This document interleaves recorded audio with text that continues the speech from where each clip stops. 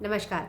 जैसे कि मैंने आपको अपने पहले वीडियो में बताया कि राजा दशरथ जी जो हैं उन्हें पुत्र प्राप्ति के उद्देश्य से उनके मन में विचार आता है कि अश्वमेध का यज्ञ किया जाए, जिसके लिए वे पुरोहित और राज दरबार के जो पुरोहित होते हैं, जो ब्राह्मण विद्वान होते हैं, उनसे विचार विमर्श करते हैं।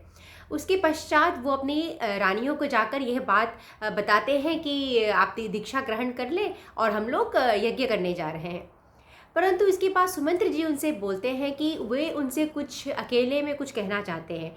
तो राजा दशरथ को लगता है कि ऐसा क्या बात है जो सुमंत्र जी अकेले में उनसे कहना चाहते हैं और जिसका संबंध उनके पुत्र प्राप्ति से है। सुमंत्र जी जो थे वे राजा दशरथ के बहुत बड़े हितैषी थे। तो स्वाभाविक सी बात है कि राजा दशरथ उन पर बहुत विश्वास करते थे, बहुत भरोसा था उन्हें सुमंत्र जी पर। इसीलिए वे एकांत में जाते हैं सुमंत्र जी के पास और बोलते हैं कि सुमंत्र जी बताइए, ऐसी क्या बात है जो आप मुझसे एकांत में करना चाहते हैं और जिसका संबंध मुझसे है।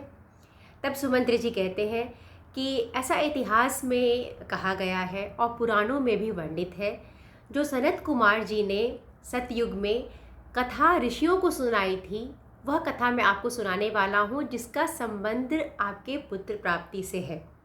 तो पहले आप इस कथा को सुनिए, उसके बाद आप खुद समझ जाएंगे, स्वयं समझ जाएंगे कि कैसे आपका संबंध पुत्र प्राप्ति से है। तो सुमंत्र जी अपनी कथा प्रारंभ करते हैं। तो वो ऐसे बताते हैं कि महर्षि काश्यप के एक पुत्र हैं विभांडक जी, जो कि बहुत विख्यात हैं। तो पुराणों में ऐसा वर्णित है कि महर्षि काश्यप के जो पुत्र हैं विभांडक जी, उनकी भी एक पुत्र होगी, उनका नाम होगा ऋषि श्रृंग। और ऋषि श्रृंग जो होंगे वो वेदों में प्रकाष्ठ, उनको पकड़ होगा उस पर, परागामी विद्वान होंगे वो वेदों के। और उसी समय क्या होगा कि अंग देश एक प्रदेश होगा, उसके एक राजा होंगे रोमपाद जी। ऐसे तो वो राजा बहुत ही धार्मिक, प्रतापी और बहुत अच्छे, बहुत नेक राजा होंगे, जो दूसरों का भलाई करते होंगे, सदा धर्म का आचरण करते हैं। परंतु किसी कारणवश ऐसा होता है कि उनसे धर्म का उल्लंघन हो जाता है। अब जो रोमपाद जी हैं उनसे धर्म का उल्लंघन हो जाता है, जो कि अंग देश के राजा हैं। तो जिससे कि देवतागण नाराज हो जाते हैं। और अंग देश में क्या होता है कि अंग देश में वहाँ सूखा पड़ जाता है, वर्षा नहीं हो रही है, लोग त्राही त्राही कर रहे हैं। राजा को लगता है अब क्या किया जाए। रोमपाल जी बहुत चिंतित होते हैं कि ऐसे तो बड़े प्रतापी राजा हैं। वो जो श्रेष्ठ ब्राह्मण हैं, विद्वान हैं, उनको बुलाते हैं अपने राजमहल में और बोलते हैं कि देखिए, मुझसे तो जो भूल होना था वो हो चुका है, लेकिन अब इसकी वजह से क्या है कि इंद्र देवता मुझसे शायद नाराज़ है। तो अब मैं क्या उपाय करूं जो कि मैं अपना पश्चाताप कर पाऊँ।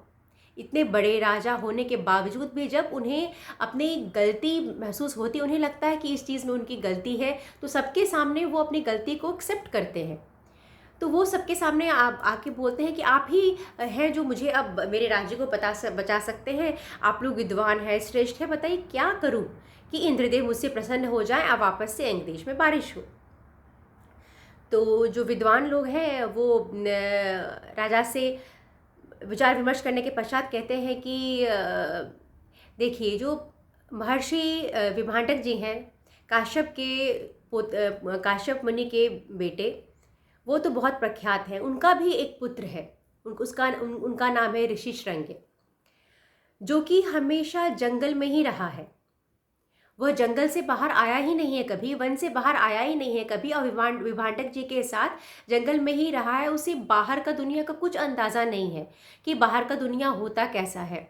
वो सदा अपने पिता को ही उसने देखा है। परंतु वो जो ऋषि श्रृंग है वो परम ज्ञानी है, वेदों में बिल्कुल निपुण है। तो यदि श्रृंग ऋषि किसी भी तरह से हमारे प्रदेश पे आने के लिए मान जाएं और कोई उन्हें हमारे प्रदेश तक ले आए, अंग प्रदेश तक, तो ये बात निश्चित है कि इंद्रदेव प्रसन्न हो जाएंगे और तब वर्षा होगी। और उसके पश्चात आप अपनी पुत्री शांता का विवाह बिल्कुल वैदिक विधि से ऋषि श्रृंग के साथ कर दीजिएगा। यही एक उपाय है। तो राजा कहते हैं ठीक है।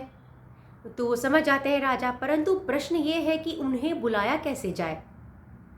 श्रृंगी मुनि को, जो कि वो बाहर का दुनिया उन्होंने देखा ही नहीं है, अपने पिता के अलावा किसी अन्य को देखा ही नहीं, उन्हें पता ही नहीं कि स्त्री कैसी दिखती है, पुरुष उनके पिता के अलावा वो कैसे देखते हैं, महल क्या होता है, बाहर के लोग क्या होते हैं, बाहर की दुनिया क्या होती है। तो उनको लेके आना इतना आसान बात नहीं था। लेकिन सुमंत्र जी ने कहा कि बाद में जैसे जैसे वो लोग सोचते हैं वो अपने कार्य में सफल हो पाते हैं। श्रृंगी मुनि अंग प्रदेश आते हैं, वर्षा होती है, इंद्रदेव प्रसन्न होते हैं और बहुत ही प्रसन्न चित्त होकर जो राजा हैं रोमपाल जी, वे अपनी पुत्री शांता का विवाह ऋषि श्रृंगी के साथ करवाते हैं। तब जो सुमंत्र जी हैं वो राजा दशरथ से कहते हैं कि ये कथा है और इसमें यह भी वर्णित है कि वही ऋषि श्रृंगी जो है वो आपके पुत्रों के यज्ञ का संपादक कार्य करेंगे, वही बहुत अच्छे ढंग से यज्ञ का संपादक करेंगे, ये पुराणों में वर्णित है। और उन्हें यह भी बताते हैं कि तो इस कहानी से, जो मैंने आपको कहानी बताया, आपको ये ज्ञात हो गया होगा कि जो इस नाते जो ऋषि श्रृंगी जो हैं वो आपके जमाई हैं। ये बात इसमें रामायण में लिखा गया है, रामायण में कहा गया है कि ये जो राजा दशरथ हैं वह अपनी पुत्री, उनकी एक पुत्री होती है जिनका नाम होता है शांता, और राजा दशरथ के परम मित्र होते हैं अंग देश के राजा रोमपाल जी। तो किसी कारण की वजह से जो राजा दशरथ हैं वो अपनी पुत्री शांता को दत्तक पुत्री के रूप में अंग प्रदेश के राजा रोमपाल जी को देते हैं, और बाद में शांता का विवाह ऋषि श्रृंगी के साथ हो जाता है। ये सारा प्रसंग सुमंत्र जी उनको सुनाते हैं। तब दशरथ जी को ये बताते हैं कि ये आपके जमाई हैं।